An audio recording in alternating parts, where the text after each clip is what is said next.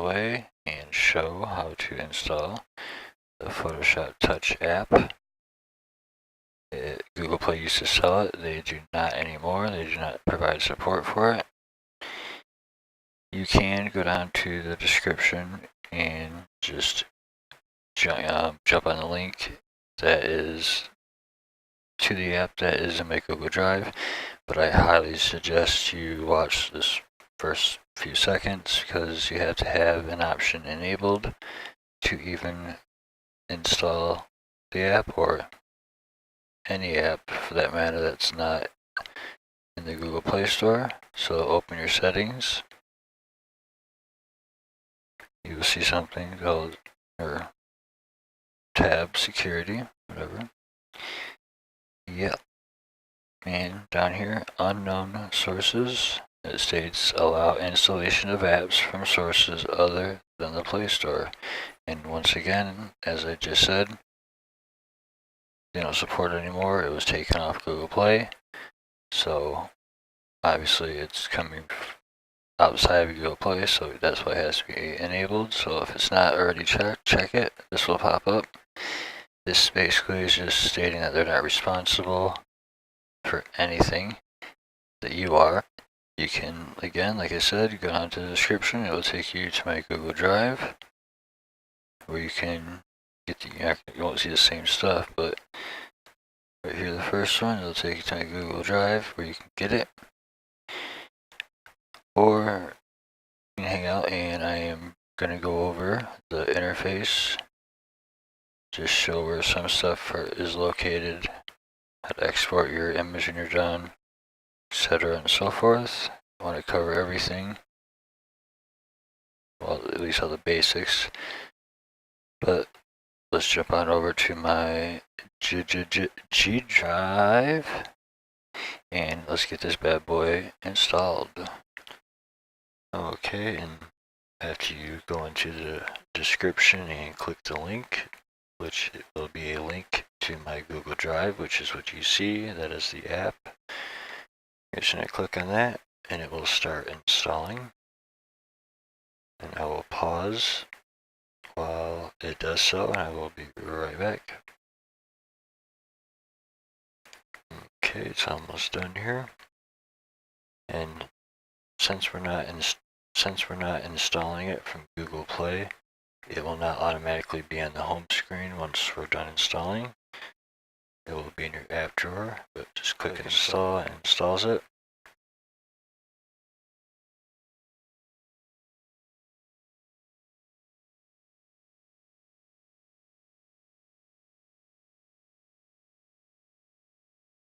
And then, like I said, it does not add it to the home screen automatically, so you go in your app drawer and add it. Open it up.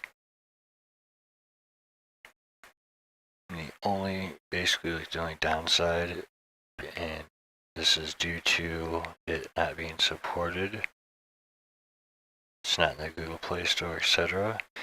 If you have the Adobe Creative Cloud, one of those plans, even including the free one, you cannot sign in. It just does not allow you, just due to the fact, as I just stated, it's just not supported. But you can begin a tutorial. They have a bunch of built-in tutorials to get you accustomed to it. Camera layers, replace colors, add people, remove stuff, blending, tilt shift effect, so you can make stuff look like it's really miniature. Do begin a project, just briefly go through this. And like I said about the Creative Cloud, can access that. So what you will do, you can try signing in, but it never works for me. So you can also access the camera, which I'm not going to do. So just backed out of that.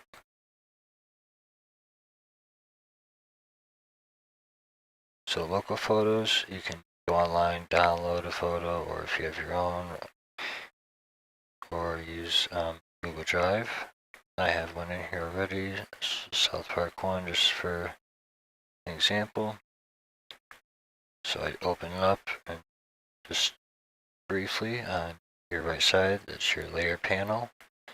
If you click on it, it hides the layer. Add a layer by the plus symbol. You click on the plus symbol and this will come up. You can add a photo layer, empty, a duplicate, or if you have made a selection with one of the tools, for instance, you can make a layer out of that. Different blend modes, etc., opacity, and in the upper right, that is full screen, so you can get more. You can always zoom in, but this gives a lot more just detailed full screen. Let's hit that again in the upper right to bring it back. Next to that, the and symbol is basically like some of your the picture tools, such as rotate, crop, etc. So if you wanted to put text, there it is. It has tons of already built-in fonts, so you don't have to download them, etc. You just click in this box. Yeah, nice gesture. Whatever, I meant to put tech, but let's do teach. Keyboards, not that tech, obviously. Next to that is FX, or obviously FX. So you got your filters and all that good stuff.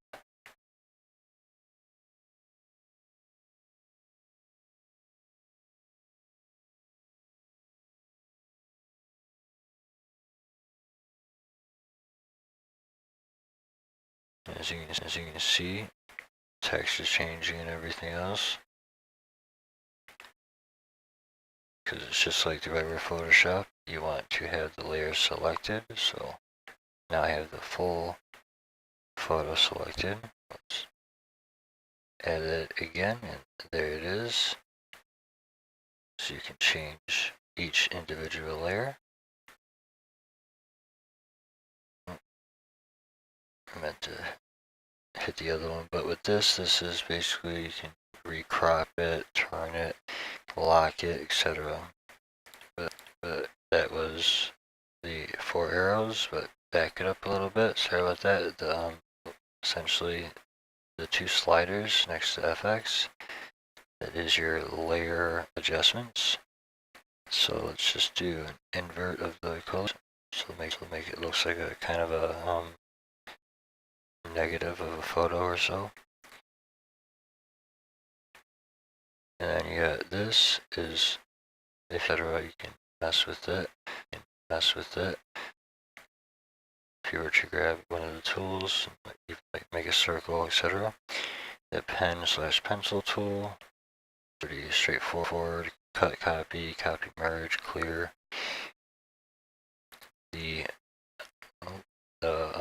final icon before the arrow, which the arrow backs out, obviously, is a little picture with the plus symbol that adds. You can add another photo. And then the rest of the tools, the white box with the square, the marquee tool, I believe it is. If you hold that, it brings up the rest of the tools. I'm just sliding my finger down and just slide over to what you would like. Let's do some paint just real quick. Blue. And la da da da dee da dee da. Do your blue. All that good stuff. Turn the anti-alias, which smooths out edges, etc. and so forth. You get your corners, different modes. If you want to deselect or add to the layer as a whole or individual layers. And let's just say you're all done and so forth. Just also the little arrow at the bottom that is undo, and then the one that's grayed out is redo. So if I undo, the blue will go away, obviously, and there's. So let's just say you're done. You can just hit the back arrow and then hit save. And you can save it as a PSDX file, I believe it is. So you get to this screen obviously when you're done, and you want to get it onto your, whatever, YouTube, etc. and so forth. You just click on the arrow box, the first icon. You can again, with the Creative Cloud, like I've stated many times, it never worked for me because it's not supported, but try save to gallery or share. I'm just gonna save it. And you got JPEG, PNG, just obviously gonna be if it was like a graphic or something, to be see-through. But if you share it, you will notice there's two more options. PS Touch, which is obviously what we're using. That is PSDX file format. And you can also save it as natural, the default file format of Photoshop, PSD file. But you just want to save it as a JPEG if you're done and not gonna come back to it and edit it. And you'll notice the OK is not lit up, so you're gonna want to actually check, or well, click on the picture, and you'll notice it comes up with the OK and it says 1, and then you just hit OK. And as you can see, it brings up all of this is just stuff I've on my phone that I can use to share. And I would just share it to a folder, pick, OK.